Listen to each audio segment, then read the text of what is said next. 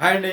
Welcome to our channel Siva Reddy Pagadala. ఇప్పుడు జగన్‌కి 11 సీట్లు వచ్చాయండి 2024లో. అది అందరికీ తెలిసిందే. కాకపోతే అరిగిపోయిన రికార్డులాగా కూటమి ప్రభుత్వంలోని మంత్రులైతేనేమి, నాయకులైతేనేమి, వాళ్ళ ఎమ్మెల్యేలైతేనేమి, ఆఖరికి వాళ్ళ కార్యకర్తలు గూడా 11 వచ్చాయి ఈసారి అయి గూడా రావు, 11 వచ్చాయి ఈసారి అయి గూడా రావు, ఈసారి ఒకటే వస్తది అని చాలా హేళనగా విపరీతంగా మాట్లాడేస్తున్నారనమాట. అంటే ఈళ్ళు జగన్‌ని అంత తక్కువ అంచనా ఏస్తున్నారా? లేకపోతే జగన్ పూర్తిగా తగ్గిపోయాడా? అనేది తెలుసుకునే ముందల మన యొక్క వ్యూవర్స్‌ని కోరుకునేదేంటంటే, మన ఛానెల్ ఇంతవరకు ఎవరైనా సబ్స్క్రైబ్ చేసుకోనోళ్ళు సబ్స్క్రైబ్ చేసుకోండి.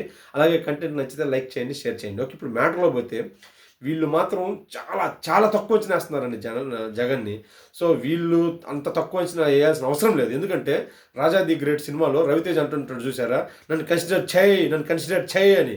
కానీ అస్సలు కన్సిడర్ చేయరండి ఆపోజిటోళ్ళు. చేయక వాళ్ళెంత దెబ్బతింటారు, ఈడేముందిలే గుడ్డోడు ఈడిని కన్సిడర్ చేసేది అన్న చులకన. సో, దయచేసి మీరు ఈయనదేముందిలే 11 సీట్లు వచ్చినాయని మీరు అట్లా చులకనగా చూడొద్దు. జగన్ అలా చులకనగా చూసే దెబ్బతిన్నాడు. 23 కదా వచ్చేసింది, ఇంక అయిపోయింది, ఇంకేం లేదు గానీ ఆయన మిమ్మల్ని అలా చులకన చూసే ఆయన దెబ్బతిన్నాడు.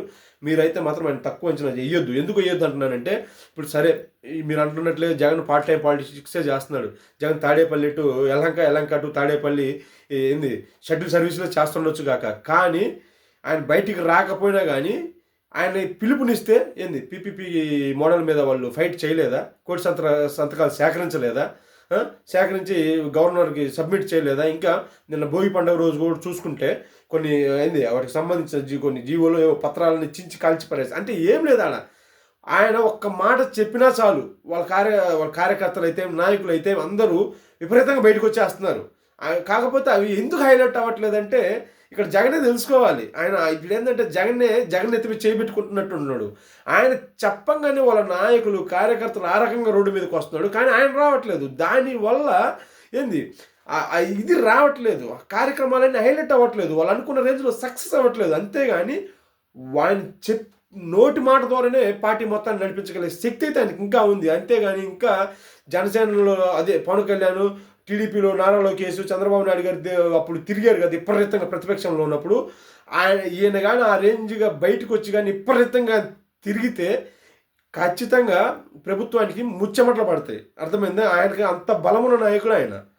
మీరు అనుకున్నట్లు 11 కదా ఇంక అయిపోయింది, ఇంకేం లేదు అనుకోవద్దు. చాలా ఆయన వాళ్ళు అంటున్నట్లుగా వాళ్ళకి 40% ఓటు బ్యాంకు అత్యంత బలమైన పార్టీ అది.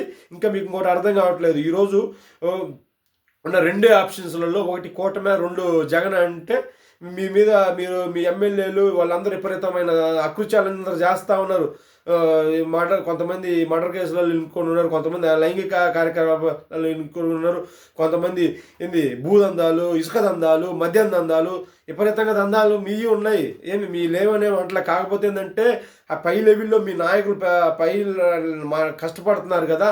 ఈళ్ళదేముందిలే అనుకున్నట్టుగా ఉన్నారు. కానీ ఇవి గాని పెరిగిపోయినాయి అనుకో, జనాలు చూసేది ఆటోమేటిక్‌గా జగన్ వైపే. సో, మీరు అర్థం చేసుకోండి. ఆయనైతే ఏమాత్రం తక్కువ అంచనా ఎయొద్దు. ఆయన్ని కన్సిడర్ చెయ్యండి. ఓకే. Thank you.